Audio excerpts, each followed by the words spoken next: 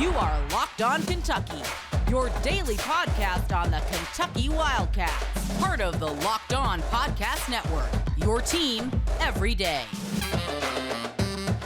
All right, what's going on, Big Blue Nation? Welcome on in to Locked On Kentucky, your daily Kentucky Wildcats podcast. I'm your host, Lance Dawe, writer for Sports Illustrated for various SEC-related things. But on this podcast specifically, we take a dive into all things Kentucky athletics. On today's episode of Locked On Kentucky, we're probably going to be doing a lot of sunshine pumping. We're probably going to be overreacting to things because Kentucky, in their first game in the Bahamas, defeated the Dominican Republic team 108-56. And while that feels like it's pretty standard, considering you look across the league and you see what other teams are doing overseas to opposing teams, the way that Kentucky played this game felt so different from what I've seen from Alabama, from Auburn.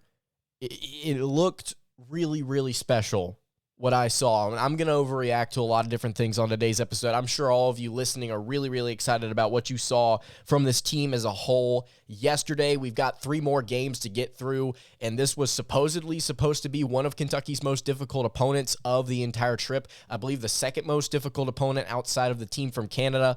Let's go ahead and get into it. I've got some kids I want to talk about here right off the top.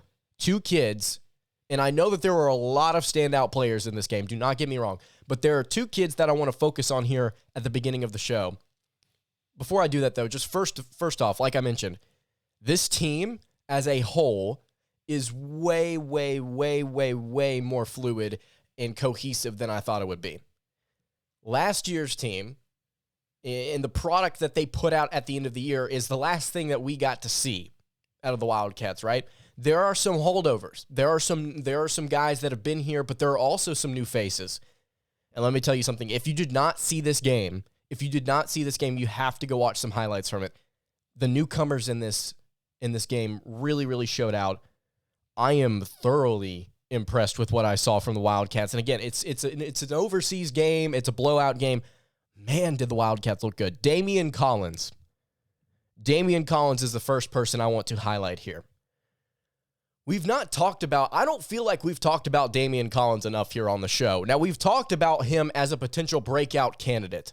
He was a starter in this game. In case you're wondering, the starting 5 in this game, if you did not see it, went as follows. Severe Wheeler at the point, Antonio Reeves at shooting guard, Jacob Toppin at the 3, which I know some of you on Twitter threw up at, Damien Collins at the 4, and then Oscar Tshiebwe at the 5. Coach Calipari, I think some of you were joking, like, oh, he put up the 3 big man lineup just to spite us. I think he's going to try a lot of different things, and to be honest with you, I hope it's not the case, but I think Toppin's not going to be starting at the 3 this year. That's just my thought. Hopefully. But Damien Collins, a starter in this game. I want to read his stats, but I want to kind of dive into what actually happened in this game outside of the dunks, which we'll get to. So Damien Collins in this game finished with 15 points. He was 6 of 9 shooting from the floor, missed the 1 3 that he took, was 3 of 3 from the foul line, had 5 rebounds, 5 assists, 2 blocks, and a steal in 23 minutes. That is what Damien Collins did in this game. In 23 minutes, had 15 points on 6 of 9 shooting. The plus-minus, for those of you that are unaware, players get a plus-minus rating on different stat websites.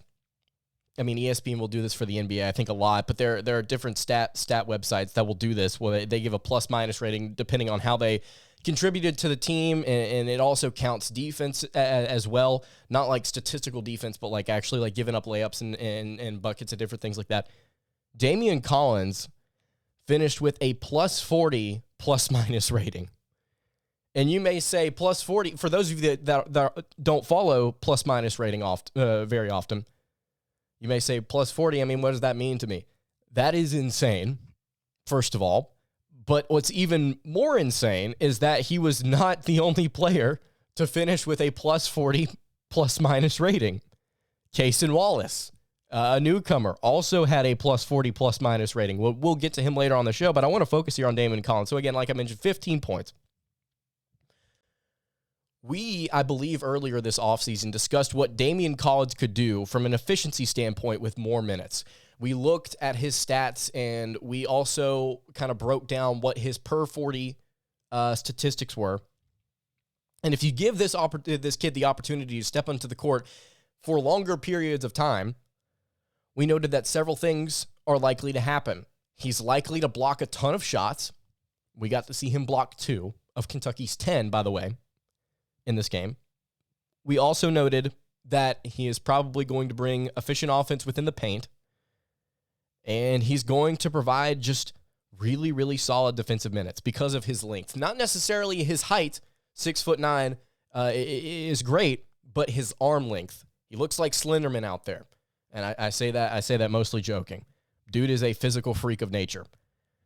The way that Daimion Collins collected his 15 points, though, impressed me. Obviously, 4 of them came on a pair of baseline dunks, one in the first half, one in the second half, where he tried to take somebody's soul and succeeded. Again, if you've not seen highlights from this game, I mean, there were some vicious dunks and some vicious attempts at dunks, might I add. Jacob Toppin came in for a dunk, and I don't remember if it was a blocking foul or what. He literally tried to kill a man. It was like every other play Kentucky ran in transition. I ended up leaning back in my seat and going, "Whoa, okay, y'all, you got to chill. let's chill here." Daimion Collins, man, getting those points outside of those 2 dunks, shooting in the mid-range. Daimion Collins, we got to see it in the open practice. He looks so smooth, so buttery smooth. He got the ball in the corner a couple different times, and he would drive in, pull up, take 2 dribbles, and knock down a jumper. It was just so smooth. And something that I believe Dane Bradshaw, the color analyst for this game on SEC Network, pointed out something that is, it's not like a great point. It's not like a revelation, but how do you stop that? How do you stop a 6'9", 6'10" kid that can pull up and dribble and get to a spot and knock down a jumper like that consistently? It's really, really difficult to do. It's difficult to find a player defensively that can match up with that and take that away consistently. If Daimion Collins can develop an outside, not necessarily an outside shot, but that mid-range shot, and we can see him maybe develop a little consistency from 3 as well, because he's got decent form. We noted that with his free throw shooting last year in this offseason. He's got a great free throw form. If he can translate it all the way out to the 3-point line or even to this mid-range, this kid, this is what everybody on Twitter was saying. I'm not saying anything crazy here.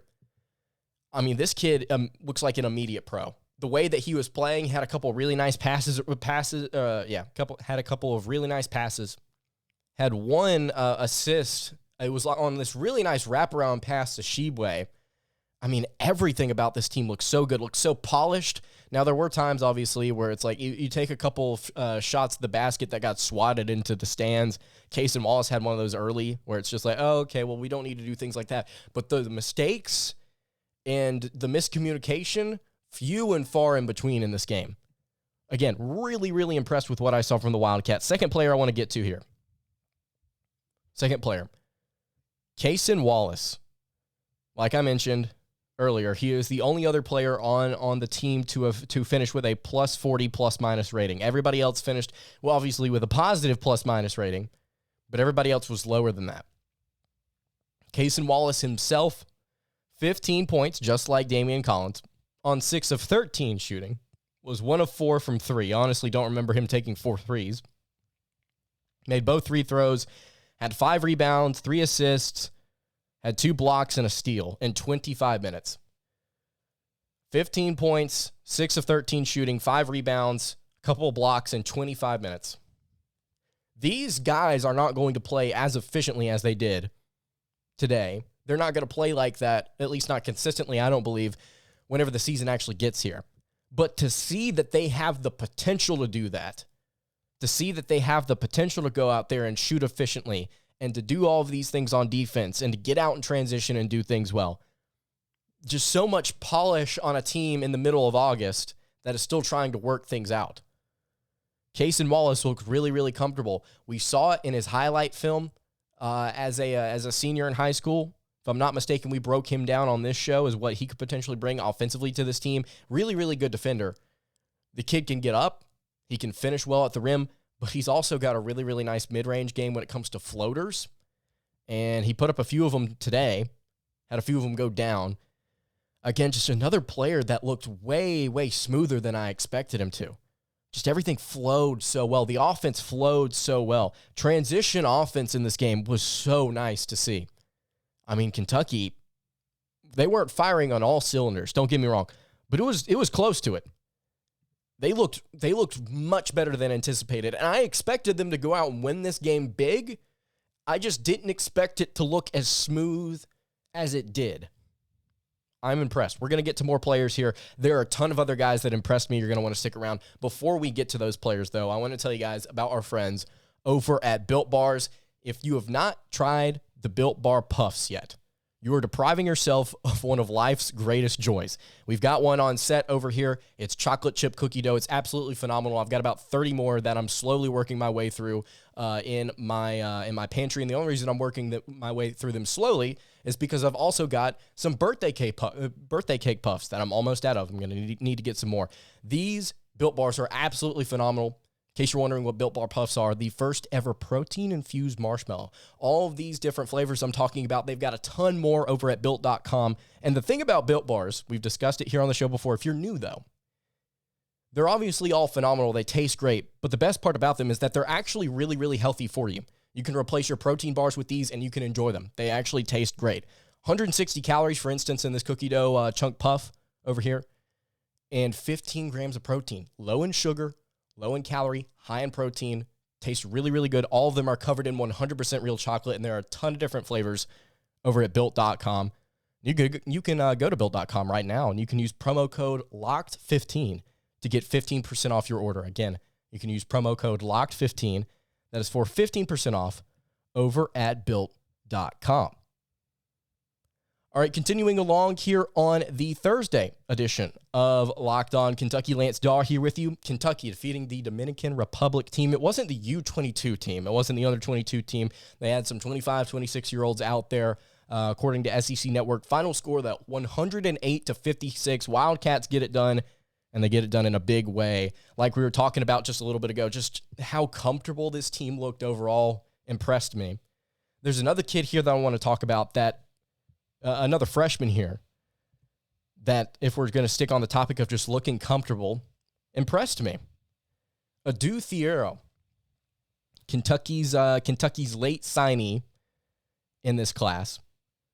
So Adou Thiero, for those of you that have not been following closely, and for those of you that have been, I'm just going to give you a brief refresher so that we can kind of lead up to this moment, was unranked whenever Kentucky offered him.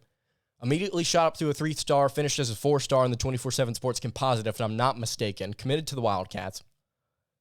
Very, very, very quick recruitment. Went from some no-name prospect to Kentucky was on him and everybody else was on him like that, and he eventually committed to the Wildcats.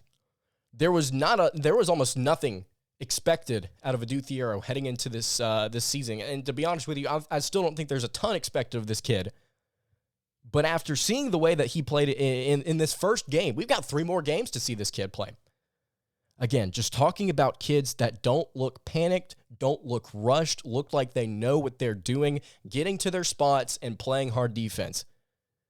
I don't think anybody did it better than Adou Thiero in this first game in the Bahamas.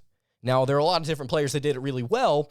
I don't know if anybody in their minutes, efficiency-wise, did it better than Adou Thiero. We're going to read off his stat line here real quick. He had only 7 points, but he had those 7 points in 10 minutes. 3 of 4 from the floor, knocked down his only 3 that he took, had a rebound, 3 assists, and 3 blocks and 2 steals in 10 minutes. I want to read that off again just to kind of let this sink in. Kentucky's third-string point guard, supposedly the third-string point guard, had 7 points in 10 minutes on 3 of 4 shooting.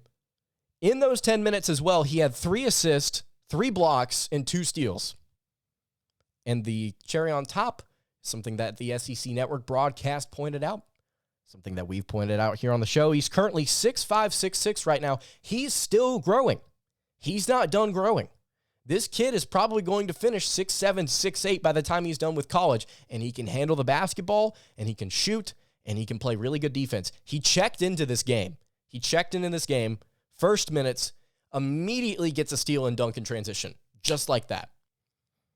You talk about kids that just, again, I don't want to continue to repeat myself over and over, just looked so comfortable. Adou Thiero, and again, I know that this is a setting that allows you to kind of be that, but still, it feels different. It feels different, right? You look at what Alabama's doing right now with their young kids. You look at what Auburn's doing with some of their younger kids. Sure, they went out there and they executed. And maybe this is a little bit of bias. I try and be relatively unbiased here on the show, although sometimes it happens. I think Kentucky's young kids look significantly better in terms of just polish and understanding what they need to do within their given system. Gosh, they all look so good. Adou Thiero is a kid that played really, really hard in those 10 minutes. If he continues to play like that, through the Bahamas and through this offseason practicing, we ran a poll here on Locked On Kentucky just a few weeks ago about how many minutes does Adou Thiero get this year? And the majority, I believe, said 2, 3, 5 minutes, maybe 6 at the most. This kid's going to command more than that. If he continues to play as efficiently, as hard as he does, or as hard as he did in this game, he's going to deserve more minutes. I want to see more minutes out of this kid. And again, maybe this is just one of those games where everybody's firing on all cylinders, this is not a true reflection statistically or on film of what these kids are going to do long-term for Kentucky. But again, just seeing the fact that these kids can actually go out there and do it, the fact that they can actually go out here and they can execute like this. Daimion Collins, Cason Wallace, Adou Thiero, another newcomer here. How about Antonio Reeves? So we talked about heading into this game, we needed to see Antonio Reeves be the 3-level scorer. We needed to see him be the distributor, and we needed to see him be the defender. While his statistics, I don't necessarily think blow you out of the water, I was very pleased with what he did within his role. And that was the question, right? That was the question heading into this game. That's the question once Kentucky got him is, okay, really dynamic scorer at Illinois State. One of the best scorers in the country last season. Could do it all. But is his game going to be minimalized to a role within this offense, or is he going to be a star? And that's kind of the unknown. I still think he has that potential after seeing him actually play with this team in person. Well, not in person. You get what I mean. But I really, really like what I saw. 12 points, 4 of 6 from the floor. He was 4 of 5 from 3. Shot 39% from 3 last year at Illinois State. A question we had here on the show is, yeah, he shot 39% in his junior season, but the 2 seasons before that at Illinois State, he was not a good three-point shooter. I believe one year he shot sub 30%. The other year he was shooting around 30%. Then took a huge jump forward. And the question here was okay, is he going to regress? Go back to what feels like is his normal three-point shooting percentage? And you don't see kids every day shoot 4 or 5 from 3. But still, again, to see that they have the potential to do that. Love the form. Love the opportunities that he got, by the way, in transition in the half-court offense. Took shots when he needed to take shots. Really, really nice. Excuse me. 12 points in 19 minutes. Again, 4 or 5 from the floor. Had a rebound, an assist, and a steal. Plus 20, plus minus 4. Antonio Reeves. A kid that not a kid, grown man at this point. Player that we've not gotten to yet here on the show. You've noticed that we've gone all the way. How long have we been recording? We've been recording 19 minutes. Oscar Tshiebwe has not been mentioned on the podcast yet. And we're talking about a game in which Kentucky won by 52. I don't care if it was overseas. I don't care if it's in conference. I don't care if it's out of conference. I don't care if it's against Duquesne or whatever group. It's not a group of 5 school, but you get the point. Whatever mid-major school Kentucky beats. I don't care with the setting. If we can get 19 minutes into a breakdown of a game and not talk about Oscar Tshiebwe, who was, I believe, if I'm not mistaken, the leading scorer in this game. At one point I tweeted out, Tshiebwe has 7 points? Kentucky's up by 30 against a group of grown men. These are 25, 26-year-old kids, some of them out here. And then at the end of the game, he started to turn it on, started to get those numbers, almost like he saw the tweets that people were saying. It's like, oh my goodness, Kentucky's winning and Oscar Tshiebwe's not even going crazy. And then he started to go crazy. But the fact that Tshiebwe, for the majority of this contest, was essentially a non-factor, and Kentucky was dominating. It's great to see. We said heading into this game that the Dominican Republic was probably going to double team and physically go at Oscar Tshiebwe. And they did. They did. But they could not contain him for the entire game. 17 points for Oscar Tshiebwe, 8 of 11 from the floor. And you may say, well, 17 points is pretty standard for Tshiebwe. He only played 22 minutes. He only played 22 minutes. And I'm just going to go out there and say it. I can only assume the Dominican Republic team is probably better than the majority of the mid-major schools Kentucky's going to play in their non-conference slate. If you could get 17 points in 22 minutes, also 6 rebounds and an assist and a steal, by the way, it does not get more efficient than this. Some of you have been commenting recently because I've been pointing out the fact that some of you have been complaining about the offense. Some of you have been commenting and saying, why are we talking about the offense as one of the most efficient in the country last year?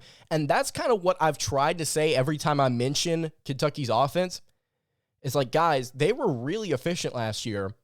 Are we going to mess with a machine that's not broken? And kind of the pushback on that could be, well, it's not necessarily broken, but we saw what happened last year at the end of the season. And so the concern is just not getting consistent three-point shooting, maybe in this offense whenever they need it, getting players outside of Tshiebwe that can actually create and score. And so that's fair. But man, this team, it played about efficiently as they could have. Shot 56.8% from the floor, over 42% from three, was 13 of 14 from the foul line. Again, really, excuse me. I am really hyped up after seeing this game, and a lot of Twitter was as well. Is there anything else I need to mention before we talk about the word platoon? Last time I brought up the word platoon on this show, some of you got really upset. Before we get to what I mean by just the word platoon, I want to remind you guys, if you're watching on YouTube, first of all, if you've made it this far in the video, I really appreciate it. Please subscribe to the podcast. Over 2,000 subscribers and climbing. Really excited about what we're going to do here through football season. And man, after seeing this squad, you have to be excited about what we're going to see in basketball season. Make sure you're subscribed on YouTube. If you're listening on podcast, I see you guys giving reviews. I really appreciate it. Please continue to rate the podcast 5 stars preferably. If you feel a certain way about the podcast, feel free to share your thoughts, but I would love to see a 5-star review. But yeah, subscribe, rate, review, all of that. Really appreciate you guys being so, I wouldn't necessarily say kind in the comments, but just so responsive and engaging with what we've got going on here at Locked On Kentucky. Really awesome to see. Just a little community building. Hopefully we will continue to grow that through the fall and the winter, best time of the year. All right, to wrap up the Thursday edition of Locked On Kentucky, the word platoon. Why do I mention it? Makes you guys mad, apparently. Well, I said just a month and a half ago, maybe 2 months ago, I did an entire episode around whether or not Kentucky could run the platoon system this year. And it received a lot of negative feedback. I believe it's actually one of my most disliked videos on my YouTube channel. And it confused me. Because how could you get so mad at such a hypothetical question whenever I'm sitting there saying, this is not going to happen? I acknowledge this is not going to happen. Nobody's saying this is going to happen. But if I were to work the lineup, here's how it would look. It's just a fun speculation. Some of you guys got irrationally mad. I'll just say it. I bring up the platoon here, though, because I don't think that Kentucky could or should run the platoon this season. But after seeing this game, I feel like you've got to be more comfortable, and not a platoon, but another word here, the rotation. You have to be comfortable in saying, okay, Kentucky's got an actual rotation. It's not just 5 guys. They're not going to go out there and play 5 guys for 35 minutes. There's a game I have on my phone, a little basketball game where you kind of get to recruit and control the lineups and stuff like that.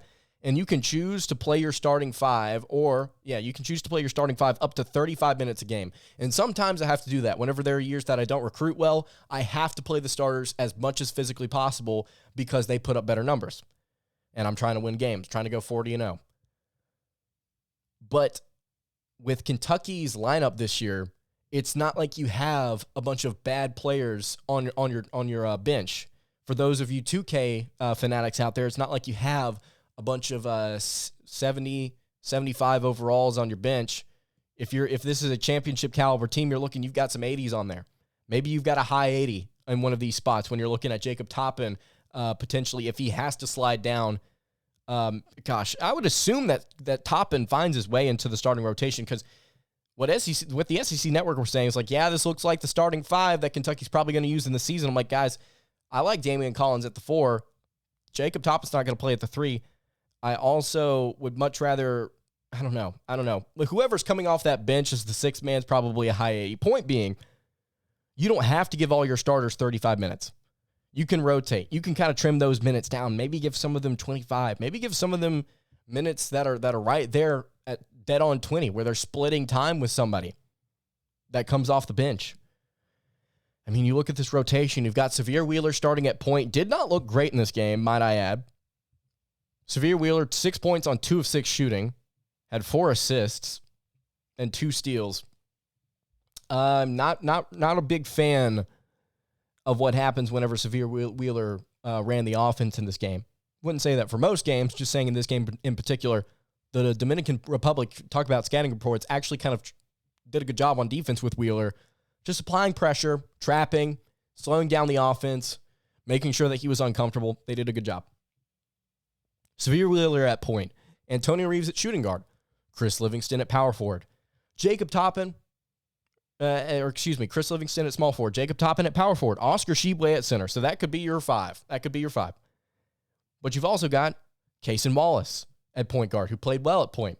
CJ Frederick at shooting guard. Hopefully he's able to play all of the season after playing very limited minutes in this game. Had like 4 assists and like 12 minutes. Really, really good stuff.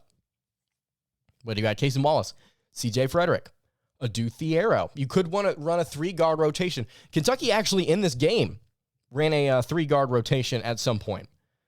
And I forget the lineup. I'd have to go back and look. I forget the lineup that Kentucky had. But it was really, really interesting to see. It was Cason Wallace, CJ Frederick, and Adou Thiero all out there. Yeah, so literally, Cason Wallace, CJ Frederick, Adou Thiero as your bench guys. You could run that lineup. You could have Damien Collins at the 4, Lance Ware at the 5, who looked really, really capable. By the way, another guy that just looks improved. 2 guys that looked improved. Jacob Toppin and Lance Ware. Now, I set the parameters for Jacob Toppin having a successful time in the Bahamas at 13 points per game. I may need to adjust that, to be honest with you. I did not expect Cal to rotate as much as he did, or at least I expected Toppin to have more than 20 points.